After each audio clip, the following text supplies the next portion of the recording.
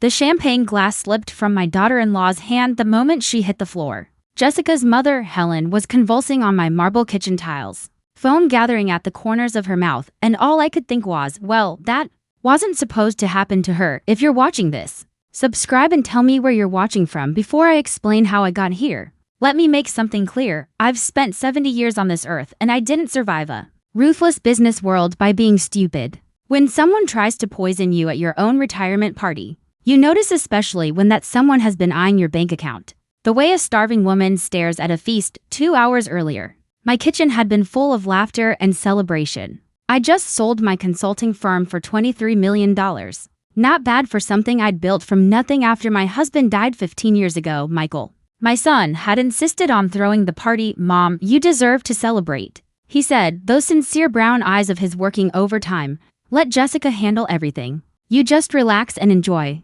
I should have known something was off the moment Jessica volunteered to play hostess. This is the same woman who complained about loading the dishwasher. And suddenly she was Martha Stewart incarnate, arranging flowers and polishing crystal like her life depended on it, which, as it turned out, it probably did. I'll admit, the party was lovely. About 30 people came, colleagues, neighbors, family. Jessica even hired a bartender. Nothing's too good for you, Sarah, she gushed, squeezing my arm with those perfectly manicured nails that cost more than most people's weekly groceries. I was making small talk with my former business partner when I saw it. Jessica, standing near the champagne table, glancing around nervously before pulling a small vial from her purse. My blood turned to ice as I watched her pour the contents into one specific glass. The one with the tiny chip on the rim that I always used at parties. Now, a sensible person might have screamed, called the police, or confronted her right there. But I've learned that sometimes the best way to catch a snake is to let it think it's cornered a mouse, so I smiled,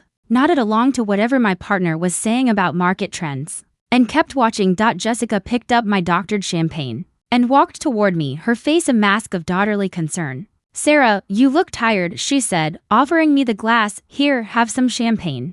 You've earned it. I thanked her warmly and took the glass. Then I waited. 10 minutes later, while she was distracted showing off her new tennis bracelet to the neighbors, I quietly switched glasses with her mother, Helen, who stood nearby looking lost without a drink. Poor Helen, always a bit scattered. She grabbed the nearest glass without thinking, the one I just set down beside her purse. Within 5 minutes, she was complimenting the champagne's interesting flavor and asking if I'd ordered it from somewhere special. The rest, as they say, happened fast. I knelt beside Helen while Jessica screamed for someone to call 911. Her performance of shocked devastation was almost convincing, almost. The problem with being a murderer is that genuine panic and fake panic look very different if you know what to watch for. What happened? Michael demanded, pushing through the crowd. His face was pale, but I caught something else too, a quick glance at Jessica, lasting just a fraction too long. I don't know, Jessica sobbed, clutching my arm. She just collapsed. 1 minute she was fine, the next she gestured helplessly at her mother, who was unconscious but still breathing. Thank God, the paramedics arrived within minutes. As they worked on Helen, lifting her onto a stretcher, I studied my son's face. 32 years of motherhood had taught me to read him like weather patterns, and right then, he looked like a man watching his carefully laid plans crumble in real time. Which hospital? I asked the lead paramedic. St. Mary's. Are you family? Close friend? Close friend, I said, glancing at Jessica, who was too busy hyperventilating to notice. I'll follow in my car. Michael stepped forward quickly. Mom, you don't need to do that. We'll handle everything. You should stay here, clean up from the party. How thoughtful. Keep the target at home while they figured out what went wrong with their little plan. Nonsense, I said firmly. Helen is practically family. I'm coming. I grabbed my purse and keys before anyone could argue. At the hospital, I stayed close enough to overhear the medical staff's conversations.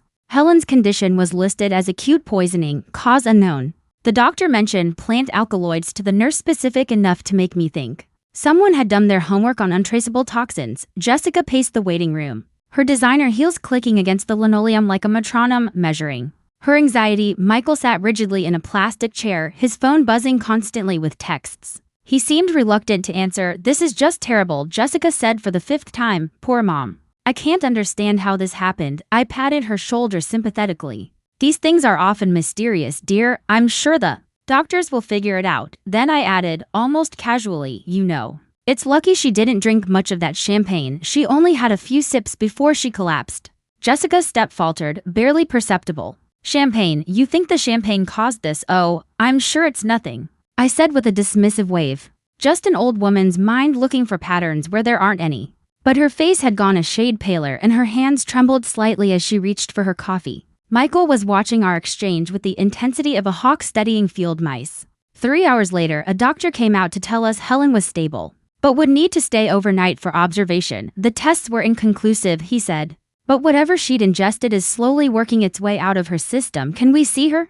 Jessica asked. Family only, and she's sedated. Best to come back tomorrow. As we left the hospital, Michael walked me to my car. Mom, maybe you should stay with us tonight. After what happened, I'd feel better if you weren't alone. How considerate. Especially since Helen's little medical emergency had probably left them wondering if I suspected anything. The answer was yes, absolutely I did, but they didn't need to know that yet. That's sweet of you, dear, but I'll be fine. I have that new security system. Remember? I kissed his cheek and got into my car, watching in my rearview mirror as he and Jessica had what looked like an urgent whispered conversation in the parking lot. Back home, I poured myself a real glass of champagne from a fresh bottle, naturally, and settled into my study. Time to figure out exactly what my loving family had planned for me, and more importantly, what I was going to do about it. I spent the night doing something I'd become quite good at in 45 years of business. Research, not the kind you do with computers and databases, the kind you do with a sharp memory and a suspicious mind. Helen's poisoning wasn't random, and it certainly wasn't an accident. Someone had planned to kill me at my own party, probably hoping it would look like a heart attack or stroke. At 70, those things happen. No one questions a successful woman's heart giving out from the stress of selling her life's work, but why? That was the $23 million question. At 5 in the morning, I made coffee and sat at my kitchen table with a legal pad, writing down everything I knew about Michael and Jessica's financial situation. It wasn't pretty. Michael's architectural firm had been struggling since the recession, and Jessica's boutique jewelry business was more hobby than profit center. They lived well, far too well for their actual income. Their mortgage on that ridiculous house in Westfield was 3 times what they could reasonably afford. The BMW and Mercedes in their driveway weren't paid for. Jessica's shopping habits alone could fund a small country's education budget. I'd helped them, of course. What mother wouldn't? A few thousand here and there when Michael mentioned they were tight. The down payment on the house when Jessica cried about wanting to start a family in the right neighborhood, private school tuition for Emma when they insisted public schools weren't good enough. Looking at my checkbook records, I realized I'd given them nearly $200,000 over the past 5 years. Gifts, I'd called them, investments in their happiness, never loans. That would have been tacky. But now I was wondering if they'd seen those gifts differently, less like motherly generosity, and more like advance payments on an inheritance they couldn't wait to collect. The phone rang at 7:30, Jessica calling to check on me. Sarah, I couldn't sleep all night thinking about you, she said, her voice heavy with concern. After what happened to Mom? I just worried that maybe there was something wrong with the food or drinks. You didn't feel sick at all, did you? How thoughtful of her, checking whether her poison had found its intended target. Not at all, dear. I feel fine. Have you heard anything more about Helen? The doctors say she should be able to go home today. They think maybe she ate something that disagreed with her before the party. You know how she is with her medications. She probably took something on an empty stomach. Helen Peterson was many things, but careless with medication wasn't one of them. The woman organized her pills like a military operation, labeled containers, smartphone reminders. The works. That's such a relief, I said. I was worried it might have been something at the party. That would have been terrible. Oh, no, definitely not, Jessica said quickly. The doctors were very clear it wasn't food poisoning. Just one of those things. Interesting how eager she was to shut down any investigation into what happened at my house. Almost as if she was worried someone might test the remaining champagne. After hanging up, I walked into my kitchen and looked at the bottle Jessica had opened for the party, still 3/4 full, sitting innocently on my counter. I wondered what would happen if I had it tested at a lab. Not that I needed proof for myself, I knew what I'd seen, but evidence might be useful later. My doorbell rang at 9 o'clock.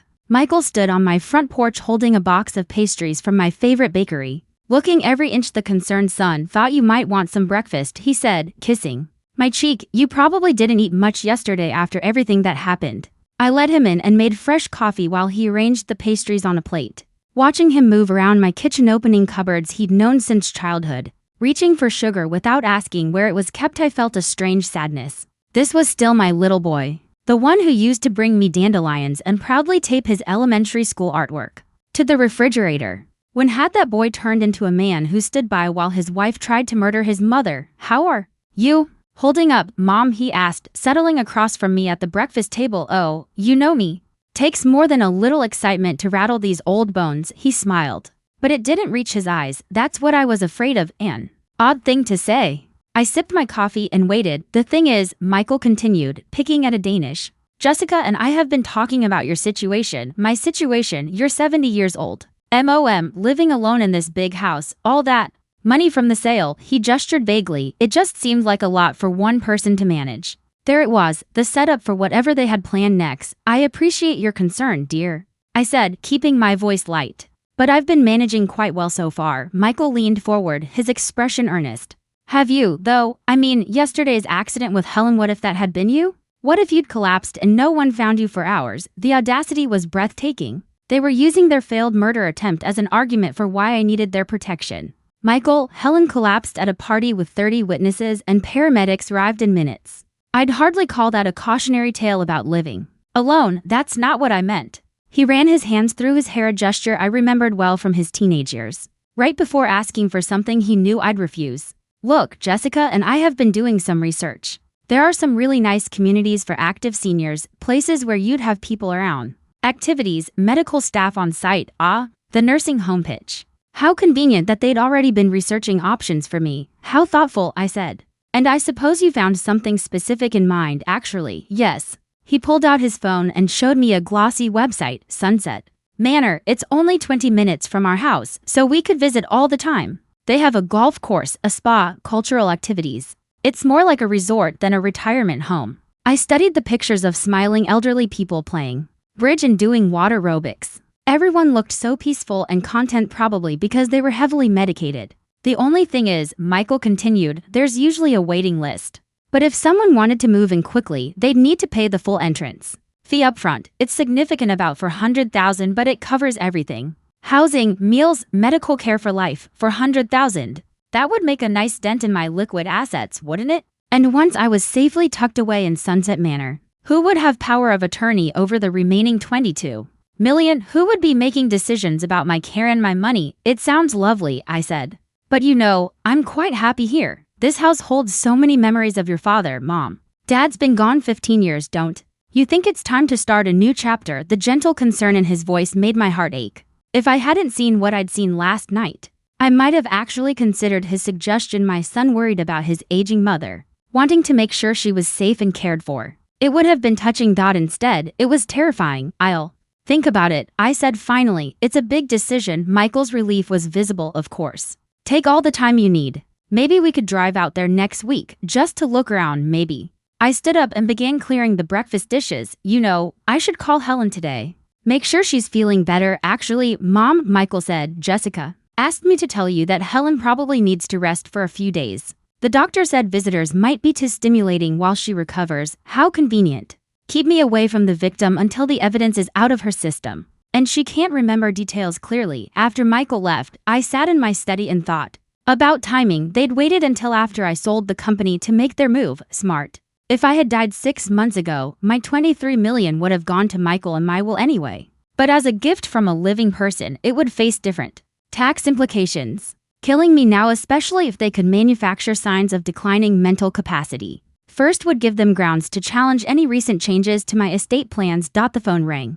My attorney, David Hartwell, returning a call I'd made earlier. Sarah, good to hear from you. How was the retirement party? Eventful, I said. David, I need to see you soon. Is everything all right? I looked out my study window at the garden my husband had planted 20 years ago. The roses were blooming beautifully, despite having no one to tend them but an old woman who apparently couldn't be trusted to manage her own life. I'm not sure, I said. But I think I'm about to find out. David Hartwell had been my attorney for 20 years, which meant he'd seen me through my husband's death, the building of my business, and every major decision since. A thin, precise man who kept his emotions carefully controlled. David was exactly the kind of lawyer you wanted when you suspected your family was trying to kill you. His office overlooked downtown from the 15th floor. All dark wood and leather chairs designed to inspire confidence. I'd always felt safe there, surrounded by law books and the subtle smell of expensive cologne. Tell me everything, David said after his secretary brought us coffee and closed the door. I told him every detail from the party, Helen's collapse, Michael's visit this morning. David listened without interruption, occasionally making notes on his legal pad. You're certain about what you saw? He asked when I finished. As certain as I am that I'm sitting in this chair, David leaned back, tapping his pen against his lips. The problem is proving intent. Jessica could claim she was adding something harmless to the champagne, a supplement, a flavoring, something personal, without testing the remaining champagne. We have no evidence of attempted murder. Then let's test it. If we find poison, we have proof she attempted to kill someone. But we still can't prove she intended to kill you specifically, David said. She could claim she was targeting her own mother for insurance money, or that it was meant for someone else. Entirely, I hadn't considered that angle, so even with proof of poisoning, they could escape a murder charge. Camera in the corner, attempted murder, yes, but Sarah, there's something else we need to discuss. David's expression grew serious. If they're willing to kill you for your money, they might try other approaches first, legal challenges to your competency, for instance. On what grounds? My age, living alone, the stress of selling your business. If they can establish a pattern of declining judgment or mental capacity, they could petition for guardianship. Once they control your person, they control your assets. The nursing home suggestion suddenly made more sense. Get me isolated, surrounded by medical professionals who might be willing to document signs of confusion or dementia, especially if those professionals were being paid well for their observations. What do I need to do? David opened a file drawer and pulled out a thick folder. First, we document your current mental state. I'll arrange for you to be evaluated by a geriatric psychiatrist, someone who specializes in competency assessments for elderly clients. Get that on record immediately. And then his smile was sharp. Then we get creative with your estate planning. If Michael and Jessica want to play games with your money, let's make sure they're playing by your rules. We spent the next 2 hours going over options, trust structures that would make it difficult for anyone to challenge my decisions, medical directives that spelled out exactly who could and couldn't make healthcare decisions on my behalf, and financial arrangements that would trigger automatic audits if anyone tried to access my accounts without proper authorization. There's one more thing, David said as I prepared to leave. Given what you've told me about last night, I think you should consider your personal safety. If they tried once, they'll try again, probably more carefully next time. I thought about Michael's suggestion that I stay with them last night. How convenient that would have been. A grieving widow, distraught over a friend's sudden illness, perhaps taking a sedative to help her sleep. So easy for an elderly woman to accidentally take too many pills. What do you recommend? Security cameras, for starters, motion sensors, a panic button system. I can recommend a company that specializes in protection for high net worth individuals. High net worth individuals, that's what I was now, apparently, rich enough to kill for. Driving home, I found myself studying every car in my rear view mirror, wondering if I was being followed. Paranoia, probably. But as my husband used to say, you're not paranoid if they're really after you. My phone rang as I pulled into my garage. Jessica, her voice was bright with artificial cheer. Sarah, I wanted to let you know Mom's home from the hospital. She's feeling much better, though she doesn't remember much about last night. The doctor said that's normal with this kind of incident. How perfectly convenient. I'm so glad she's all right. I'd love to visit her tomorrow, though she's really not up for visitors yet. Maybe in a few days I'll let you know. Of course, dear, just tell her I'm thinking of her. After hanging up, I sat in my car for a long moment, staring at the house I'd called home for 30 years. My husband and I had bought it when Michael was 10. Full of dreams about family dinners and holiday gatherings. The mortgage had been a stretch then, but we'd been young and optimistic, certain everything would work out. Now, it felt like a fortress under siege. But I'd been in business long enough to know that sometimes the best defense is a good offense. Time to show my family what a 70-year-old woman was really capable of. The security company arrived at 8 the next morning. 3 technicians in unmarked vans spent the day installing cameras, motion detectors, and a panic button system that could summon police in under 3 minutes. I told the neighbors I'd been having problems with package theft, a believable enough story. In any suburban neighborhood. By afternoon, my house was better protected than most jewelry stores. But the real security came from the envelope David's messenger delivered at 2 o'clock. My updated will, trust documents, and medical directives, all properly witnessed and notarized. If Michael and Jessica wanted my money, they'd have to wait for it. And they'd get a lot less than they expected. The new will cut Michael's inheritance from everything to a modest trust fund that would pay him $50,000 a year for life. Enough to live comfortably, but not enough to fund their current lifestyle. The bulk of my estate would go to cancer research. with smaller amounts to several charities I'd supported over the years. As for Jessica, she got nothing, not a penny. I'd never liked the woman, but I'd tolerated her for Michael's sake. Attempted murder, however, was where I drew the line. I was reading through the documents one final time when my doorbell rang. Through the security monitor, I could see Michael and Jessica standing on my front porch, both looking somewhat grim. "Mom, we need to talk," Michael said when I opened the door. "Of course, dear. Come in." They settled in my living room. Jessica perched on the edge of the sofa like she might need to run at any moment. Michael looked around the room, his gaze lingering on the new camera. He asked, "Package theft?" I said smoothly, "You can't be too careful these days." Jessica cleared her throat. "Sarah, we've been thinking about what happened the other night with Mom's accident." "Yes, well, it's just that we feel terrible about having the party here. If something we brought caused her to get sick." She trailed off, dabbing at her eyes with a tissue. I watched this performance with professional appreciation. Jessica had clearly been practicing. "I'm sure it wasn't anything you brought, dear." "But what if it was?" Michael leaned forward. "What if there was something wrong with the champagne or the food, Mom? I'd never forgive myself if we'd accidentally put you in danger." Here it came, the setup for whatever they'd planned. "Next, the point is," Jessica said, "we think it might be better if we took care of you for a while. Just until we're sure you're safe." "Took care of me? How?" "Well, you could stay with us," Michael said, "just temporarily until we figure out what happened the other night." I let the silence stretch, watching their faces. Michael looked genuinely worried. He'd always been good at convincing himself his motivations were pure. Jessica looked like a woman whose mortgage payment was overdue. "That's very thoughtful," I said finally, "but I'm perfectly safe here. Are you, though?" Jessica's voice took on an edge. "You're 70 years old, Sarah, living alone.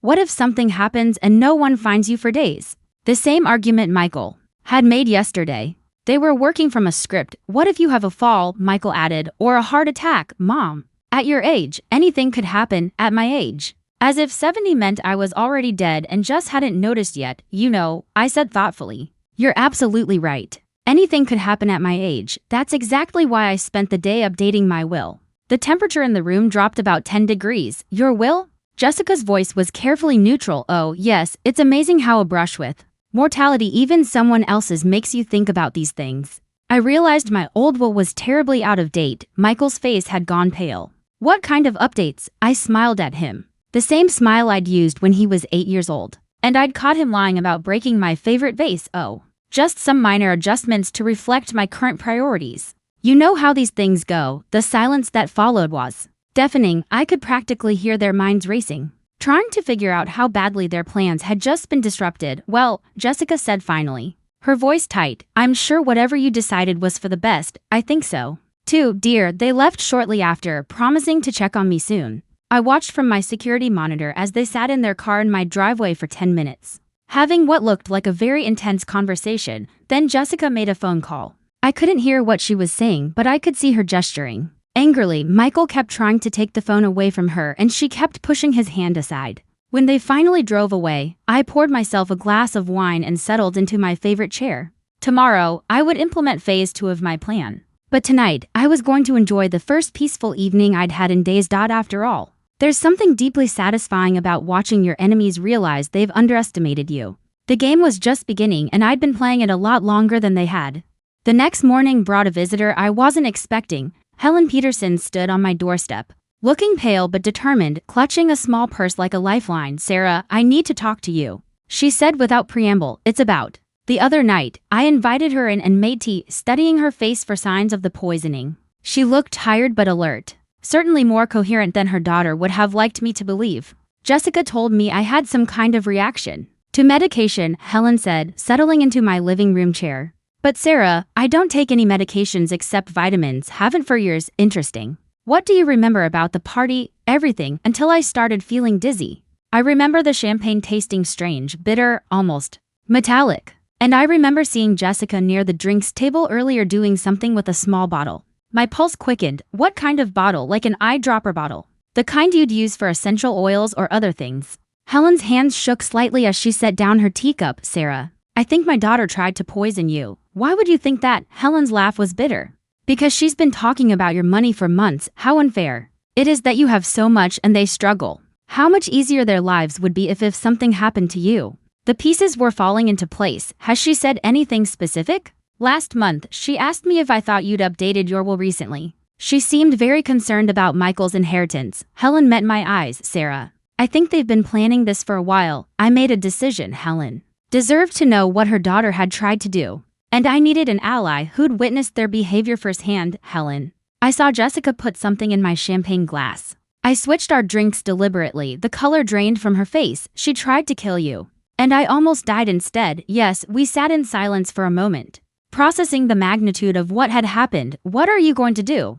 Helen asked finally. I'm going to give them exactly what they want, I said. Just not the way they expect to get it. Helen raised an eyebrow. What does that mean? It means your daughter and my son are about to learn that some games have higher stakes than they realized. After Helen left, I made a phone call to an old business contact. Patricia Williams ran a private investigation firm that specialized in corporate espionage and background checks. We'd worked together several times over the years when I needed information about potential business partners. Sarah Wilson. Patricia's voice was warm through the phone. I heard about your sale. Congratulations. Thank you.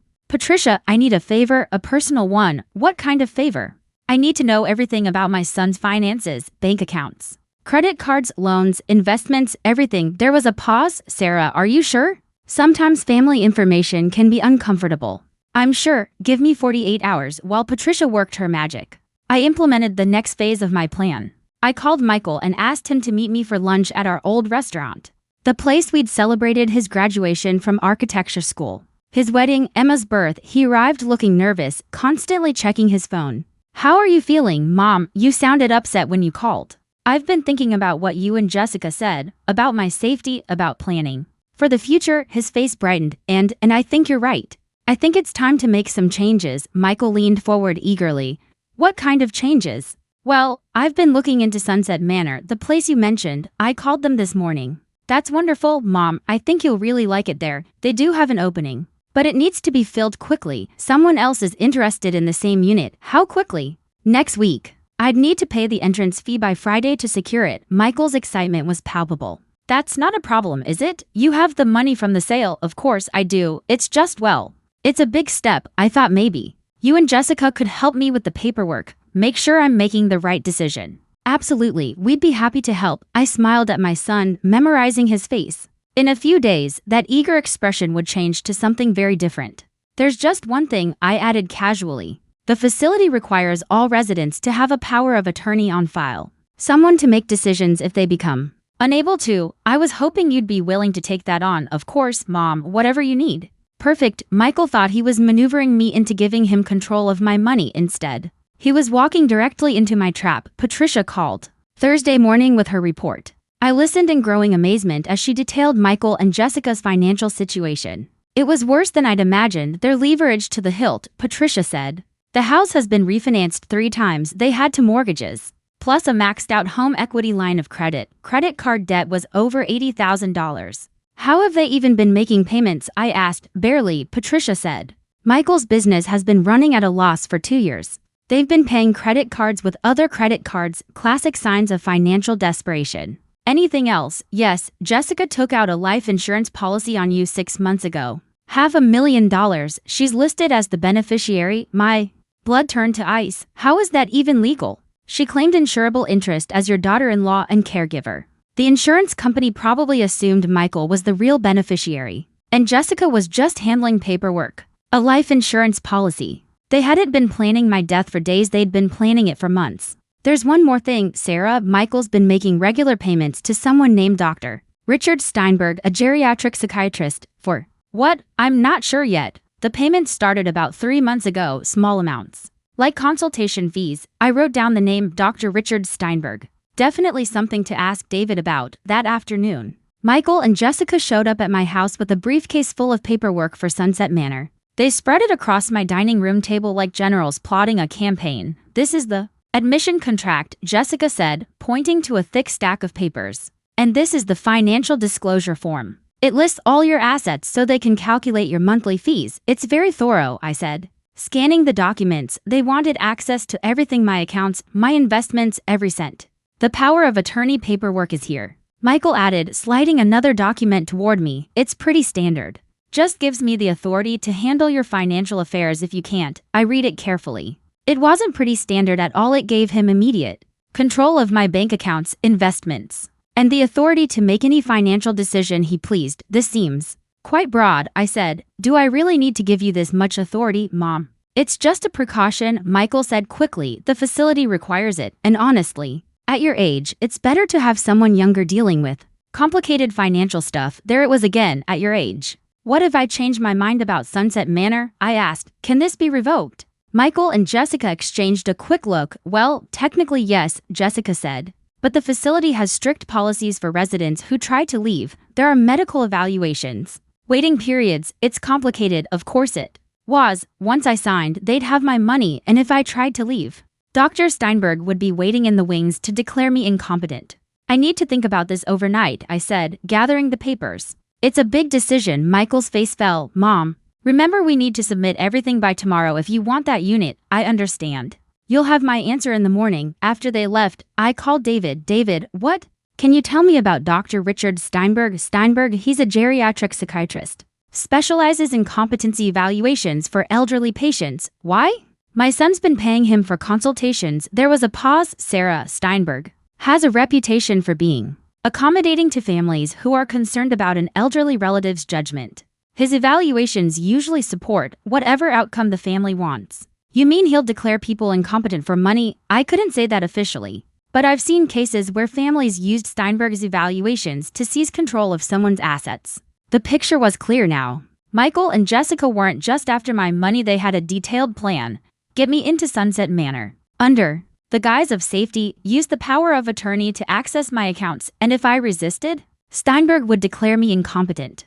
It was almost clever. If I hadn't seen Jessica slip something into the champagne, I might have walked straight into their trap. David, I need you to prepare something for me, I said, and I need it ready by tomorrow morning. What kind of something? The kind that's going to teach my family a lesson they'll never forget. That night, I sat in my study reviewing the plan one last time. Every detail had to be perfect. Tomorrow, Michael and Jessica would get exactly what they thought they wanted, just not the way they expected. But first, I had one more phone call to make. Friday morning came gray and drizzling, the kind of weather that made everything feel heavy. Ominous, perfect for what I had planned. Michael and Jessica showed up at 9 sharp, both dressed like they were headed to a business meeting. In a way, they were. Have you decided, Mom? Michael asked, settling into my living room with barely contained excitement. I have. I pulled out the Sunset Manor paperwork, signed and notarized. I think you're right. It's time for me to start this new chapter. Jessica's relief was obvious. Oh, Sarah, I'm so glad. You're going to love it there. I'm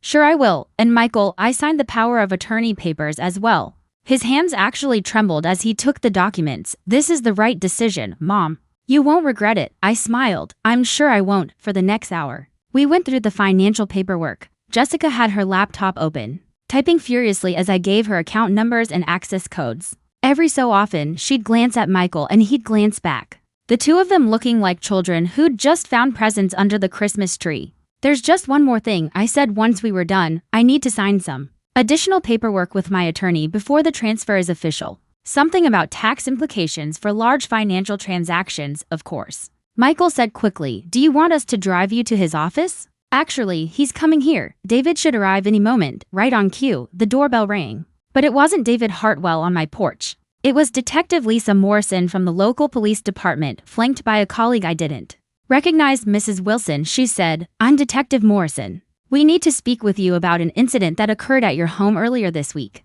Michael jumped to his feet. What kind of incident? A suspected poisoning. Detective Morrison replied, her eyes moving between Michael and Jessica. We understand there was a medical emergency here during a party. Jessica's face drained of color. That was my mother. She had a reaction to her medication. The doctor said it wasn't serious. Actually, Mrs. Wilson, that's not what the hospital reported. Detective Morrison pulled out a notebook. Toxicology results show your mother ingested a concentrated amount of oleander extract. That's not medication, it's a deadly poison. The silence in the room was suffocating. We also tested the champagne from that night, the detective went on. The bottle that was opened for the party contained the same oleander extract. Someone deliberately poisoned that champagne. Michael turned to Jessica, his expression shifting into horror. Jess, what did you do? I didn't do anything. Jessica's voice rose, sharp with panic. This is insane. Why would I poison my own mother? That's what we're trying to figure out, Detective Morrison said evenly.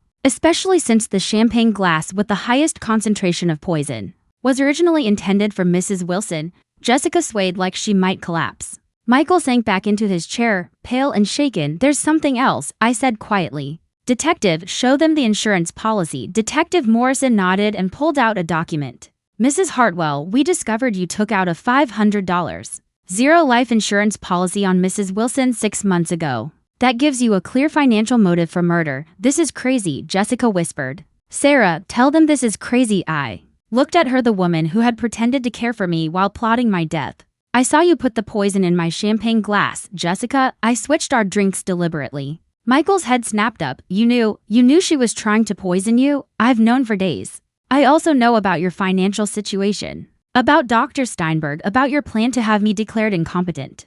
I know about everything. The power of attorney papers slipped from Michael's limp hands. Mom, I didn't know about the poison. I swear to God. I didn't know she was going to try to kill you, but you knew about the rest.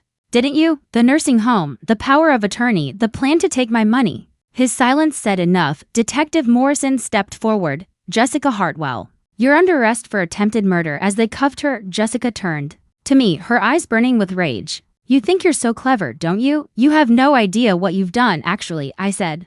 I know exactly what I've done. When the police left with Jessica, Michael remained behind, slumped in my living room like a man who'd just had his world torn apart. He stared at the power of attorney papers scattered across the floor, running his hands through his hair. She said it was just about getting you somewhere safe. He muttered. She said you were becoming forgetful, making poor decisions. She convinced me you needed protection, and the money that was about protection too. His face crumpled. We're in so much debt, Mom. The business is failing. We're behind on everything. Michael's voice cracked. Jessica said if something happened to you naturally, we'd inherit enough to start over, but she never said anything about, he gestured helplessly, about murder. I thought we were just planning for the inevitable, getting things in place for when when you passed of natural causes. How convenient, I thought, that those natural causes needed a little help arriving. Michael looked up at me with tears in his eyes. I'm sorry. I'm so sorry, Mom. I never wanted to hurt you.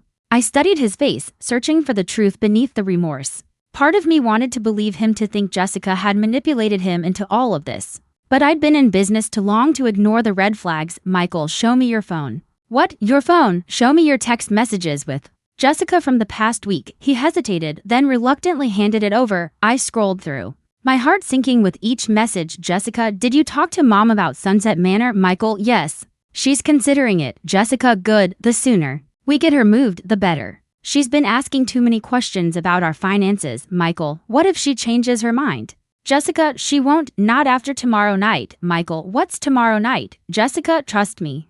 By Sunday, she'll be begging us to take care of her. I handed the phone back to him. You knew, didn't you? Maybe not the exact method, but you knew Jessica was planning something for the night of the party. Michael's shoulders sagged. I thought she meant to scare you somehow. Stage a break-in, maybe. Or some kind of accident that would make you realize you weren't safe living alone. You thought she was going to stage my attempted murder. Not murder, he said quickly. Just something that would convince you to move to Sunset Manor willingly. The casual way he said it chilled me. My own son had been comfortable with the idea of traumatizing me into compliance. Michael, there's something else you need to know. I said, I had a private investigator look into your finances. His face went white. What did you find? Everything. The debt, the failed business, the fact that you've been living beyond your means for years. I pulled out Patricia's report, flipping to the detail that mattered most. But what really caught my attention were the payments to Dr. Steinberg. Mom, I can explain, can you? Because according to this, you've been paying him to consult on my case for 3 months before you ever suggested Sunset Manor, before you ever expressed concern about my mental state. What exactly were you consulting him about, Michael? He buried his face in his hands. Jessica said we needed a backup plan in case you refused to sign the power of attorney willingly. Steinberg agreed to evaluate you and find signs of dementia or incompetency. Jessica said it was just a precaution in case you became difficult. A cold weight settled in my chest. You were planning to have me declared mentally incompetent from the beginning. Only if necessary, only if you refused to let us help you. Help me what, Michael? I asked quietly. Help me give you my money. The truth hung between us, heavy and undeniable. My son, the boy I had raised, loved, and sacrificed for, had been planning to strip me of my independence and steal my life's work. There's one more thing, I said. The papers you signed today, the power of attorney I gave you. Michael's head lifted hopefully. Yes, they're fake. David prepared them specially for this meeting. They give you power of attorney over a bank account that contains Exactly $1. Michael stared at me in shock. What? My real money is safely protected in trusts you'll never touch. And the will you've been so worried about it leaves you a modest annual income, nothing more. And if you're convicted of conspiracy and Jessica's murder plot, even that disappears. His face crumpled. You've destroyed my life. No. Michael, I said evenly, you destroyed your own life. I just made sure you couldn't destroy mine in the process, as I watched him sit there, broken. I felt something unexpected, not triumph, not vindication. Just a deep, bone-weary sadness for the man he had chosen to become 3 months later. I sat in my garden watching the roses bloom, reflecting on endings and beginnings.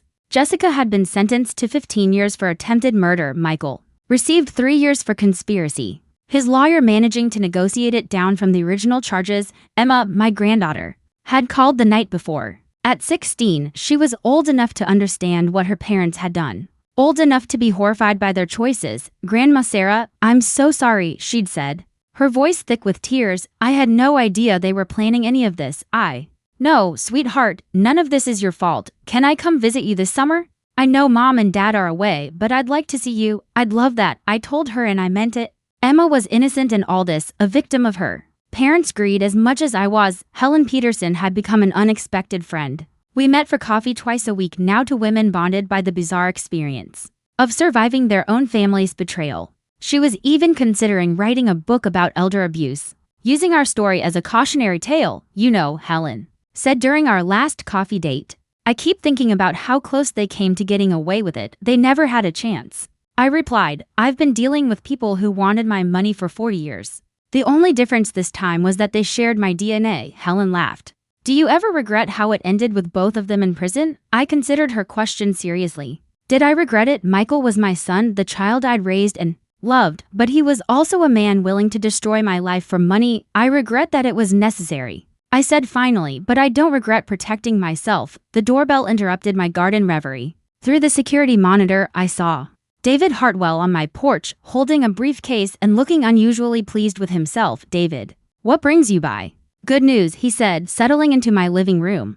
The insurance company has decided not to contest Jessica's policy on your life, since she was convicted of attempting to murder you.